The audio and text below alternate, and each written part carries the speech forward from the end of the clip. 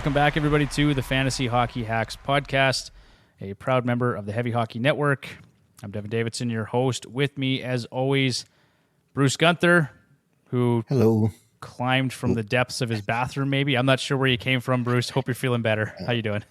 I was mostly off the couch, but yeah, it's between laying in bed and the couch. That's about as far as I've moved the past few days. So that's rough. And, of course, John Enns joining us again for more fun. How you doing, buddy? Howdy, I'm doing good. Happy to be here. Happy to have you. Tyler is not here tonight, as we were chatting previously in the group chat. Took a high stick to the mouth, lost 3 teeth, sounds like, and has a big hole in his face. So that's not ideal. It looks hilarious, but slightly painful. Looked very painful. So, Tyler, speedy recovery, my friend. We're hoping you're feeling better pretty quick because that looked nasty. All right, so here we are, episode 137. I'm back in the host chair as Bruce is not feeling 100%, but fear not. You'll have that man back in the host chair by Wednesday, hopefully, and you'll hear less of me, so that'll be good. All right, so episode 137, NHL Fantasy Preview for Week 5. And as we always do, we're going to kick things off here with John's list. And, of course, it's always better when John is actually here. So, John, take it away. In the past, it hasn't worked so well because John hasn't been here very much in the past. But, hey, we're here now. Andrew Mangiapane, you suck. Way to get a guy while he's down. Just saying. 1 game suspension is what I saw from that. Mm-hmm. Boo. Yeah. Dude's trash. He puts up trash numbers. I don't like him. Seconded. And it's just a poor play. There was just no need for it. It was just, no. He should have been given 5 just because there was no need for it, let alone to hit it, the cross-check itself. Like, it was just, there was no point to it. Yeah, I get if you want to, it happens lots, right? You give a guy a little jab when he's down or something, but to use your stick across the back of his neck is just kind of a greasy play. And I didn't like it, so I thought he'd get, like, a game to me, I guess, is, it didn't look super vicious, I guess. We've seen a lot worse and receive less, so I'm not totally surprised it was 1 game. But hence, he makes the list this week because it's a garbage play. And I just don't like him. Classic John line. I love it. All right, on that note then, let's move on to Fantasy Lock of the Week for Week 4, extending from October 30th to November 5th.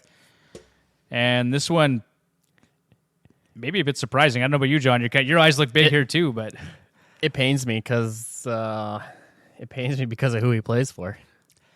Yeah, me too. That makes 2, probably 3 of us with Bruce. Yeah. Hopefully he doesn't get too many points tomorrow night. Well, his brother is already a 2-time Fantasy Lock of the Week this year. So yeah, I guess we have to say who it is then with Quinny Hughes. Quinny Hughes. Keep it in the family. Quinn Hughes, defenseman for the Vancouver Canucks, 100% rostered in Yahoo and in Fantrax. He's got 8 points, or had 8 points and 1 goal this week in 3 games played. 2 of those points came on the power play where Hughes played almost 4.5 minutes, or 71% power play share. Interestingly enough, he actually fired 11 shots on goal in just 3 contests, so 3.7 shots on goal per game, which is well above his career average of just 2. He's been firing the puck a lot more this year. Hughes leads all NHL defensemen in goals with 4 and points with 16, and it's not particularly close. Going full Erik Karlsson this year. Yep. But he can defend. Yeah, it's really interesting to see the Hughes brothers kind of taking the league by storm right now. I saw a graphic, I can't remember who put it out, but Quinn Hughes leading all defensemen in scoring. Luke Hughes, his brother who plays on the Devils, is leading all defensemen, rookie defensemen in scoring. And Jack obviously is leading the NHL in scoring. So, hell of a family. I'm not incredible. sure what the water's like, where they live, but Jesus, I gotta get some of that. No kidding. Okay, so there you have it. And actually, we're going to talk about Hughes' D partner here a bit later in the waiver wires because that man has also been very, very effective through the first few weeks of the season. But as we always do, we're going to go through edge work, starting with the NHL schedule for Week 5. This is the segment where we put in the work to give you the edge in your fantasy hockey leagues. Each week, us hacks are going to cover the NHL schedule and waiver wire targets to guide you to victory. And here's what you need to know. It's hard to believe, but we're already entering Week 5 of the NHL regular season. Week 5 follows a familiar format with Tuesday, Thursday, and Saturday being the full days on the schedule. The remaining days of the week feature 6 or fewer games, so optimizing for games played will present a challenge throughout the week. There are a total of 51 games on the schedule with 4 light days. That's days that are 50% or fewer NHL teams in action during Week 5. In terms of attempting to optimize the schedule for games played, there are a total of 9 teams: Columbus, Dallas, Florida, Minnesota, Montreal, San Jose, Tampa, Toronto, and Vancouver this coming week that provide an advantage with 4 games played. Of those teams, Florida is the only club to play all 4 of their games on off nights, followed by Toronto with 3 games on light days. No teams play fewer than 2 games this week, with 8 teams playing just twice. Quick recap: Monday 4 games, Tuesday 10, Wednesday 3, Thursday 11, Friday 6, Saturday 12, and Sunday 4. And if you want to see the notes as to which teams play how many games, we've included those as well. But so the teams, obviously the 4 games we mentioned, and then there's a slew of them that play 3. Chicago, New Jersey, and Vegas play 2 games, and nobody plays 1. And so with that, Bruce, we're going to move on to NHL waiver wire targets for Week 5. And this is where we focus on players that are rostered in approximately 50% or less of Yahoo or Fantrax leagues. When considering players to target, we review recent performance, player deployment, upcoming schedule, and more. And Bruce, if you can muster up the energy, why don't you talk to us about Marco Rossi? So Mr. Rossi here has hit the deployment jackpot, centering Kirill Kaprizov and Matt Boldy. In addition to his role on the top power play unit, Rossi played 22:43 time on ice, 5:43 on the power play on Saturday versus the Rangers. Wish I would have watched that game. Through the highlights, it looked fantastic. Deployment that can't be overlooked: 6 points, 4 goals in his last 6 games played. 4 games on the docket for Minnesota in Week 5, and guess who picked him up off the waiver wire on Saturday night? I'll give you one hint. Yeah, Wasn't me. Wasn't me either.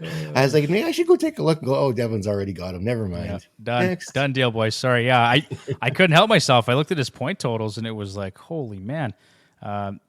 He's just looked really good of late, and how you can't pass up on a guy who's playing with Kirill Kaprizov and Matt Boldy. Yeah. Well, I have the other 2 guys, so if I would have got him, I would have had the entire line. Well, that would have been nice. Would have been. It's great that he's actually shooting at a career high 2.6 shots on goal per game. I think that's really encouraging because in the past, last season in 19 games, he had 1 assist and 0.7 shots on goal. He did literally nothing. After his bouts with all of his injuries and health issues he's had, it's just nice to be able to see him get out there and play. And he's playing what they were expecting out of him a couple of years ago. Yeah. He's hit his stride, and hopefully he can hang on to it. Well, he's still just 32 NHL games into his career. Yeah, he's. This is a 9th overall pick from 2020. He's just 22 years old, and so it takes time for players. It's not linear, right? It takes time for these guys to develop and actually become, NHL regulars. So yeah, I'm excited about that one. Lots and lots of potential there. Lots of power play time. I can't believe he played almost 23 minutes against the Rangers. That's nuts. Yeah, it's just wild, yeah. And then, of course, the cherry on top being that he plays 4 games this week. And just 6% rostered in Yahoo. That blows my mind. Still just 46% in Fantrax. So he is widely available. If you haven't given him a look already, Do it. do it now. Just do it. All right, the next man. This one pains me a little bit after Saturday's matinee, but he's off to a heck of a start as well in Nashville. John, why don't you talk to us about Ryan O'Reilly? Yeah, actually, we here at the Hacks had mentioned him earlier in the summer that he was a bounce back candidate, and based on the deployment he was going to be getting in Nashville, and in the 11 games, he's got 11 points. He's playing a decent amount of minutes. He's getting 4 minutes of power play time on ice, 62% share. And the crazy thing is he's still available in over 70% of Yahoo as well.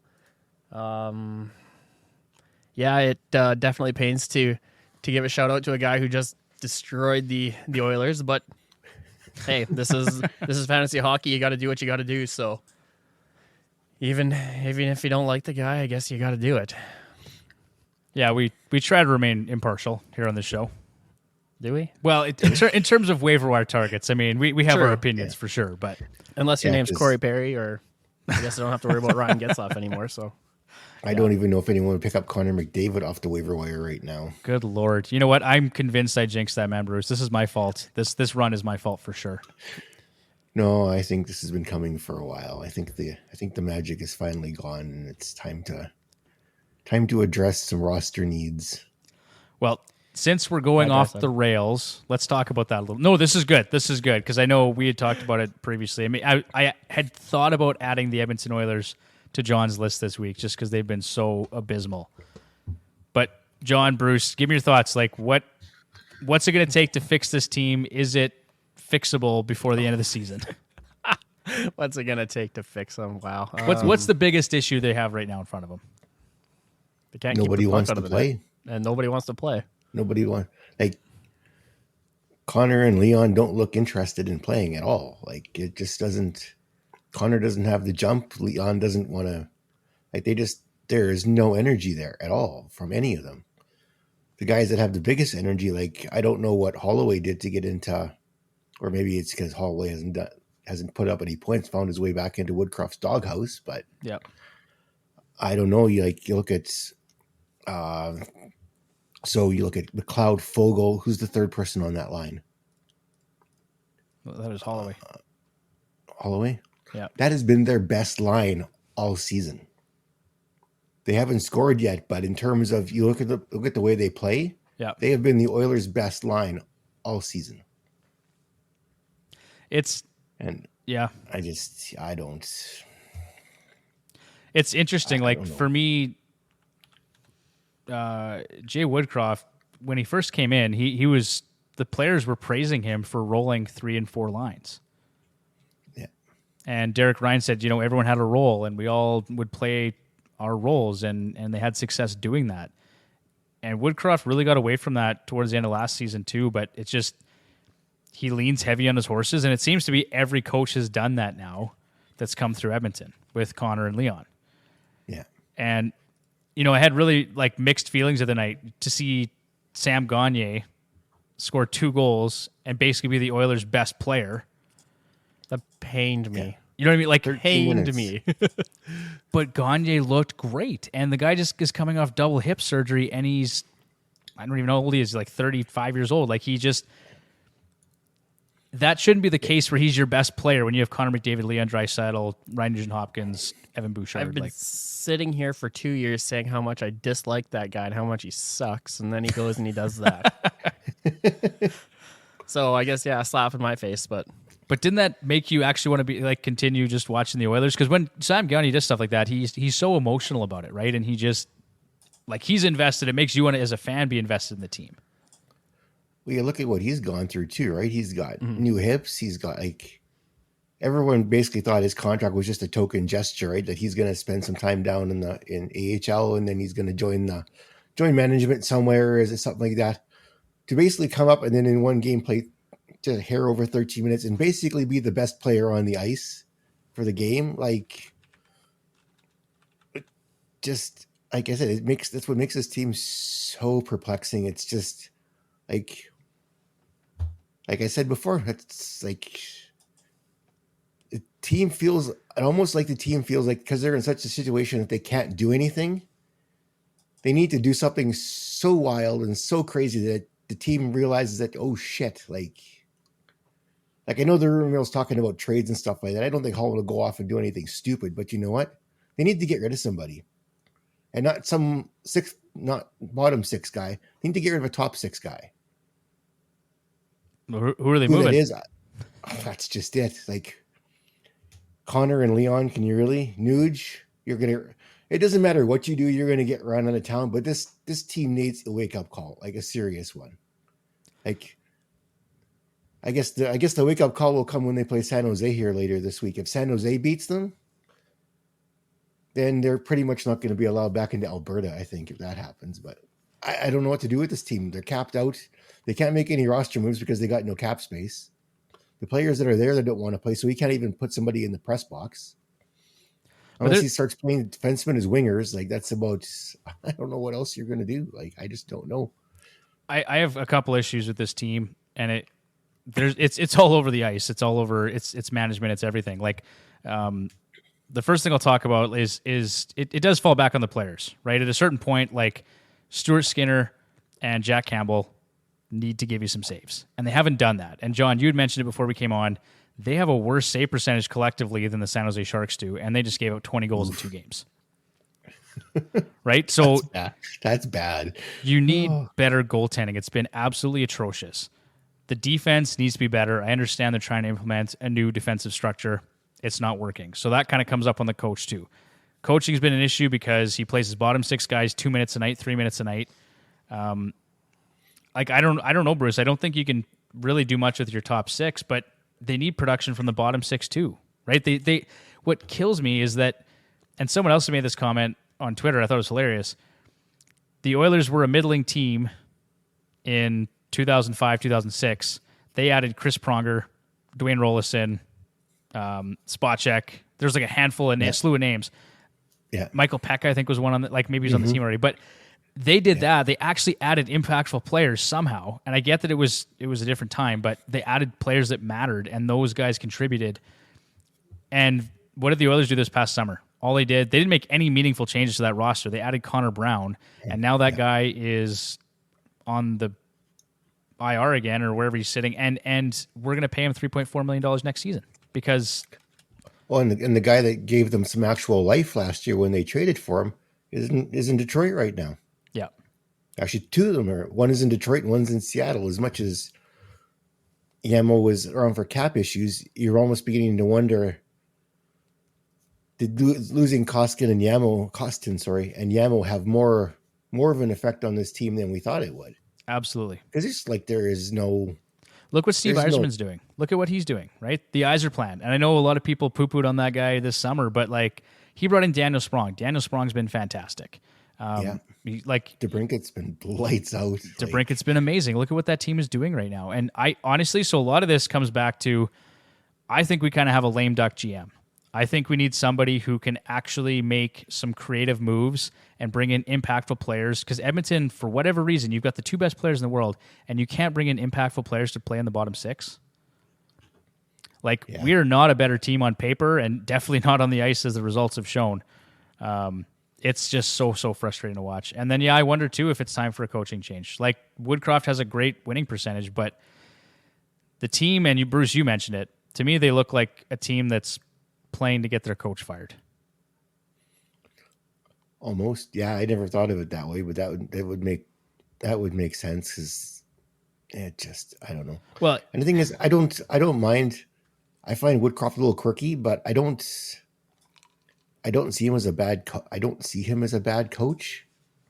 But as I think I read on Twitter or X somewhere today too, if you fire Woodcroft, you let the players off the hook again. Yeah, that's right. And that is part of the issue. And that's part of it, right? Because Woodcroft is very limited in what he can do. He doesn't have a group sitting in the press box that he can draw from. There is no forward up there for him to draw from. Yeah. He's got a couple of does he even have a couple of defensemen? I think he might have one defenseman now up there. That's it. Like there's no spare bodies. Everyone that's up, I think, is playing. Except for maybe one. No, not even. They sent Broberg down, didn't they? They did. And that goes back to my comments about the GM, Bruce, because you look at his draft record, and I know that they made some changes this summer too internally, but Dylan Holloway at this point really doesn't look like the player you hoped he'd be. Maybe part of that's deployment. And like I said, you got to be patient with young players. But Broberg, like for a 7th or 8th overall pick, that right now looks like a major whiff. Oh, and look, I don't know if his development has been fantastic either. Like it's, I know when Holland came in, he said he was going to let his prospects over percolate in the AHL. Well, he has not done that at all. Yeah. Well, they've been forced to play spots because the team is completely capped out. And that's for sure part of the issue as well. Yeah. Okay, well, thanks, Ryan O'Reilly, for really setting us on a tangent there. Thank you. But there you go. So Tuna that's Tuesday when it'll continue. yeah. So there's a player to look at. 3 games on the docket for this week. Next, we got Jaden Schwartz. So he's 25% rostered for the Seattle Kraken, 35% in Fantrax, but he's been really good. Off to a hot start, 10 points, 5 goals in 12 games to date. He's got 8 points in his last 6. His 68-point pace is his best since 2017-2018, and 9.5 shots on goal per 60 is a career high for him. He has an 83.5% IPP and almost 15% individual shooting percentage, and those are red flags to be sure, but I'm going to ride the hot hand while I can. He's playing on that second line with Alexander Wenberg and Jordan Eberle, and he's on power play 1. Playing Arizona, Colorado, and Edmonton this week, and the way that the Oilers are giving up goals, that's probably a guy that I would like to target. Exactly. If you're playing the Oilers, pick them up. Well, and I gotta. Everybody will score. I'm very curious. Cool. I think Jaden Schwartz has, in his career, actually been very good against the Edmonton Oilers.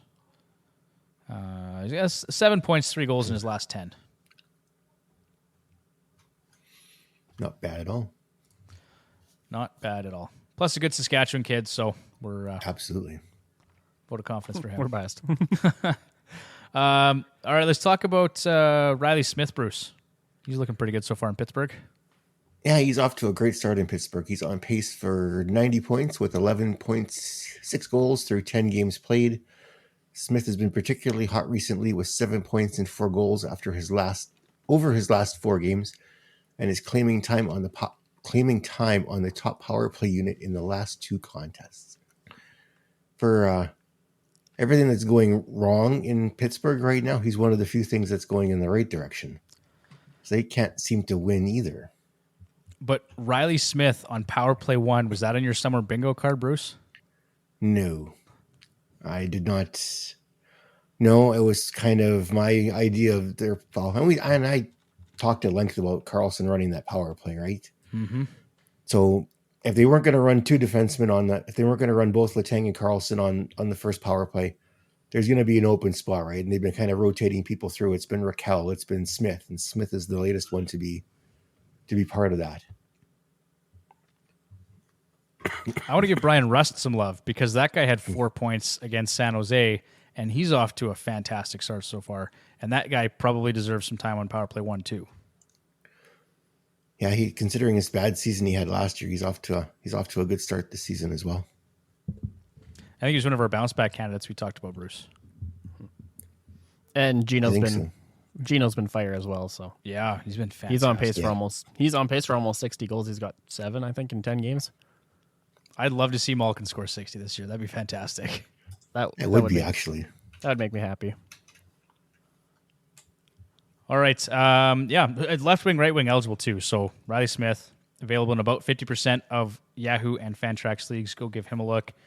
Anaheim, LA, and Buffalo this week.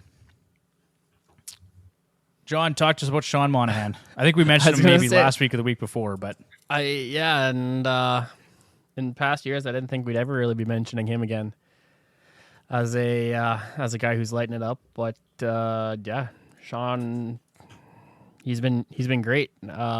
Points in 5 straight games, 10 points in 11 games so far. Kermadok being out, he's definitely benefited from that. Unfortunately for Kirby there, he can't seem to catch a break with injuries. But Monahan, he's been great with that opportunity in the top 6. And 4 games on schedule this week. Tampa Bay, Detroit, Boston, Vancouver. But that second line with Tanner Pearson and Brendan Gallagher and that time on PP1, it's definitely good for him. he's looked great. I picked him up in one league. I think I dropped him for Rossi just last night. I think that was the player I made that change for. But because my only concern with Monahan this week is Tampa, Detroit, Boston, Vancouver. They've all been pretty good. So that you may see that point streak come to a halt here. But yeah, Monahan's looked really good. The bounce back tour is in full swing. Mm-hmm. All right. The other guy I just want to mention quickly was Matthew Nyes, left wing, for the Toronto Maple Leafs, 15% rostered. He was practicing on the top left wing spot with Matthews and Marner at practice today. So probably a priority ad for this coming week. But keep that in mind. Bruce, we're going to move on to defenseman now, starting with Eric Gustafson. What do you got for us? So Mr. Gustafson here, he is rostered 13% in Yahoo, is probably going to become a very popular guy, as we mentioned. With Adam Fox moved on to, I think it's LTIR, if I remember correctly. It was LTIR, yeah. So he's going to be out for, 10 games, 24 days? Is that what it is? I think that's LTIR? What it is, yeah. So, and they've got Gustafson to slot into the first power play and fill in for him. So he played, just over 5 minutes of power play time on ice, which is a 56% share. Should be a good hold, at least for the time until Fox is back in the lineup anyway. What do they have this? So the Rangers are right now the third best power play in the NHL at 32.4%. And he already had 4 points, 2 goals, and 10 games already this season, but he's been held off the score sheet in the last 4 games. But that will change very, very quickly here. Well, and that was before he had a goal and an assist against the Rangers. So yeah, that was against the Rangers. Yeah, against Minnesota. He's got 6 points. Against Minnesota. My apologies. Scoring on himself. Yeah, he's doing great, picking up those points. Hey, Igor, check this out. Yeah. Actually, it was quick in goal, I think, right? Because Igor is a little banged up. 6 points in 11 games. He's looking pretty good. And just about 90% power play share. So they're going to run him out as a power play specialist. Yeah. I mean, this guy's shown in the past, too, he can run a power play. Effectively. Very effectively. Yeah. Yep. He had that 60-point season with Chicago in 2018, 2019.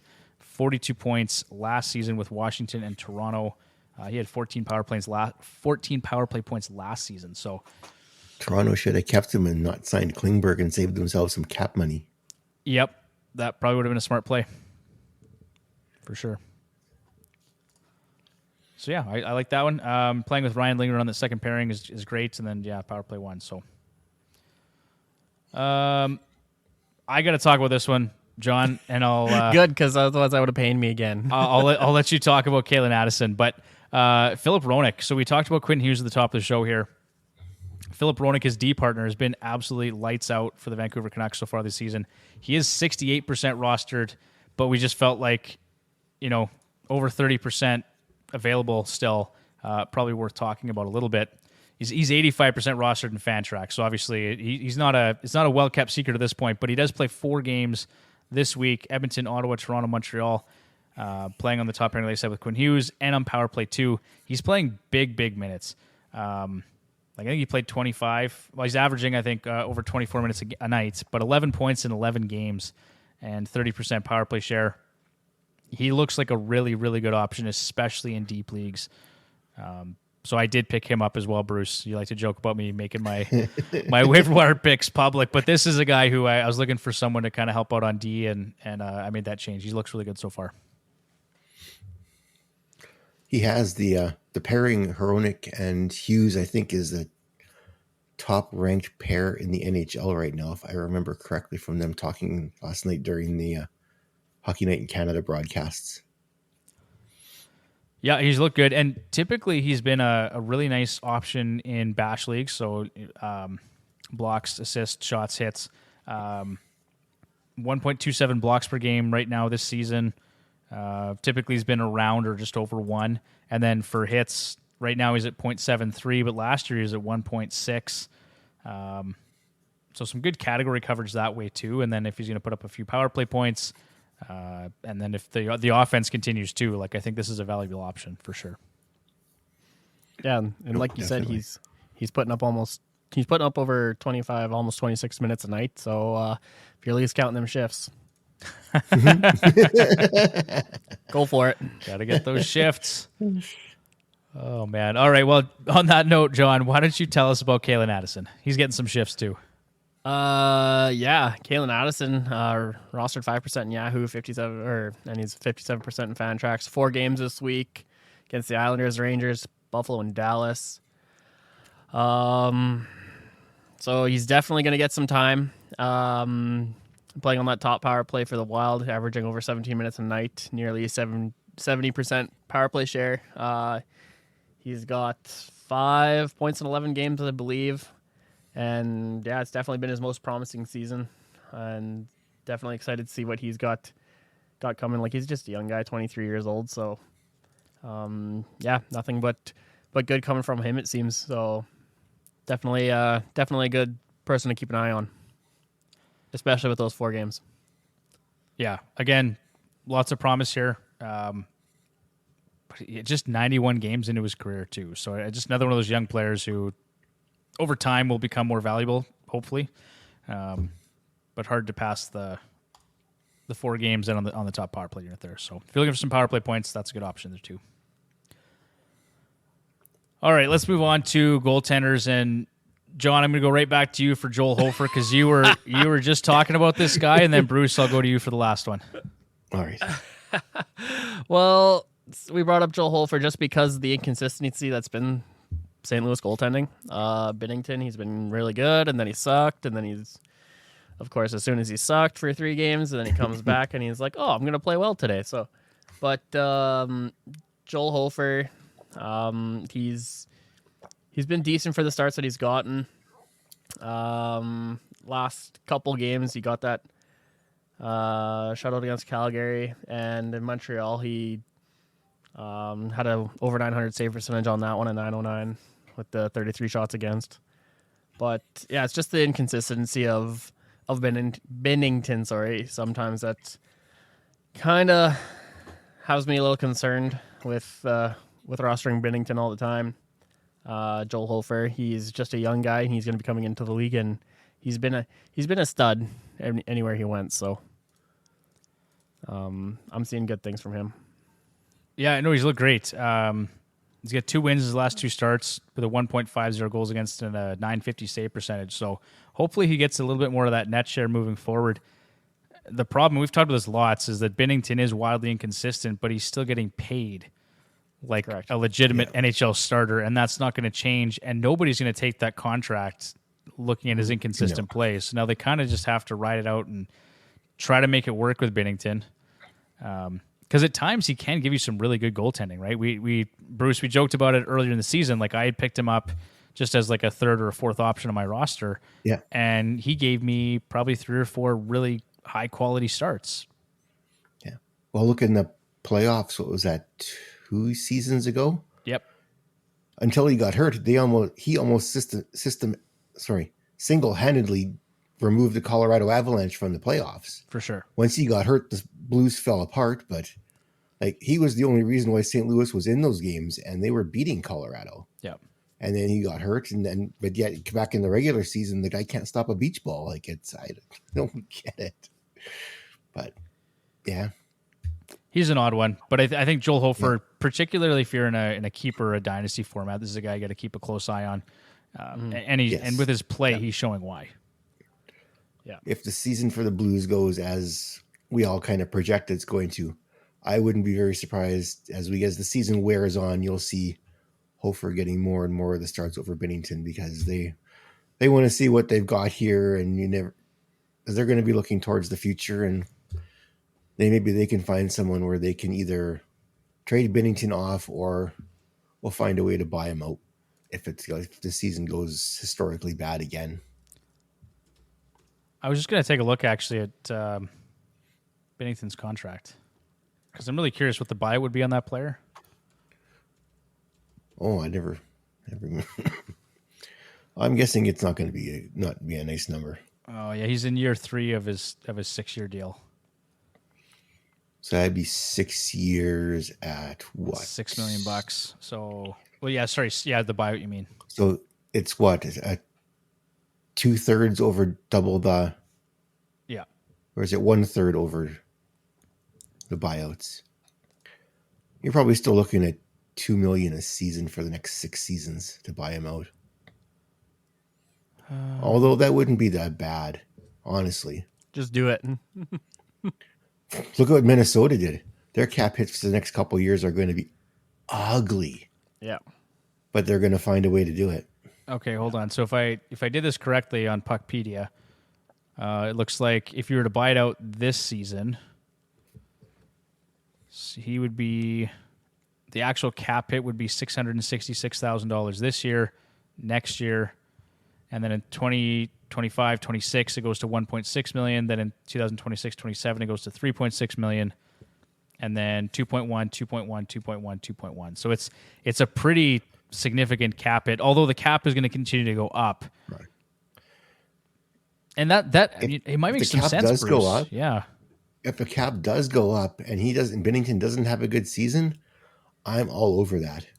Because you've got Hofer, as well, we get into our next guy here.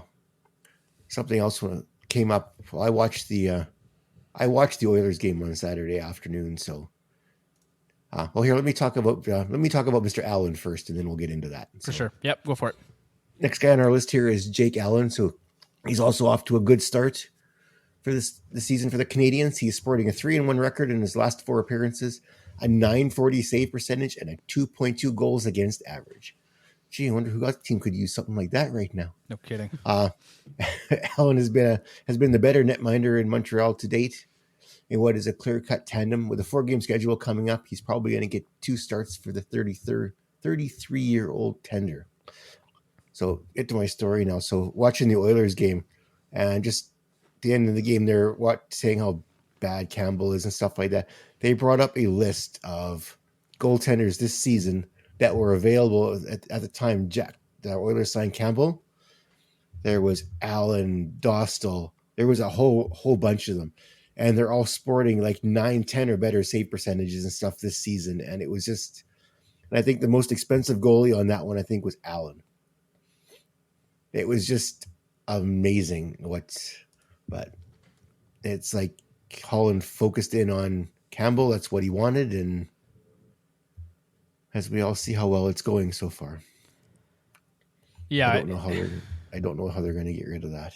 Well, and the buyout doesn't look nearly as appealing. Like, if you were to buy out Binnington's contract, what I like about that is that you get 2 seasons where he's below league minimum. Yeah. And on that buyout, right? And then the third season in 2025-26, it goes to about $1.5 million. That's great, because now you've got 3 seasons to work with where you hope the cap continues to go up, and that cap hit is little to nothing. And then you start paying for it in future years. Well, with the Oilers and Jack Campbell, if you buy him out, it's 1.5, 1.1, 2.3, 2.6, 1.5, 1.5, 1.5, 1.5. Like, it's kind of significant the whole way through. You don't really get a short-term break. Now, mind you, he is making whatever it is, $5 million a season. So, yeah, he's definitely not playing like a $5 million goaltender. That is for sure. And he's in year 2 of his contract. That's the super frustrating thing. Like, I don't know. And then Stuart Skinner. I mean, he hasn't been great either. He's been terrible this year. But it seems like just everyone's bringing each other down. Yeah, the forwards haven't been great. The defense hasn't been good at all, and goaltending sucks too. So, yeah, just nothing is going right for Edmonton at this point of the season. So hopefully we're talking about this in the springtime and we're laughing about it, because we're all a bunch of crybabies and the Oilers are still making the playoffs. But right now it doesn't look very good. So, no, it sure doesn't. Okay, well, on that note, guys, let's maybe just put a bow on this episode. I think that's probably enough griping for now. We can whine off air if we choose to. We won't subject all of our listeners to that. So that's it for the show this week. Thank you, everybody, for listening. You can find us on Twitter or X at FHHacks, and on Instagram at Fantasy Hockey Hacks. The website as well, check that out, fantasyhockeyhacks.com. And don't forget to check out our live show, Hacks Hangout, every Wednesday, 9 p.m. Mountain Standard Time on EdmontonSportsTalk.com. We're also live streaming that on YouTube.com/HeavyHockey. Make sure you chime in, send in your questions, let us know what you're thinking. That's probably the perfect forum. If you want to bitch about the Oilers, join us on Heavy Hockey on Wednesday nights. Yep. There will be lots. All right. Bruce, John, thanks, boys. And Tyler, feel better. We'll talk to you guys we'll talk to you on Wednesday. Hey, good night. Bye, Felicia. Take care.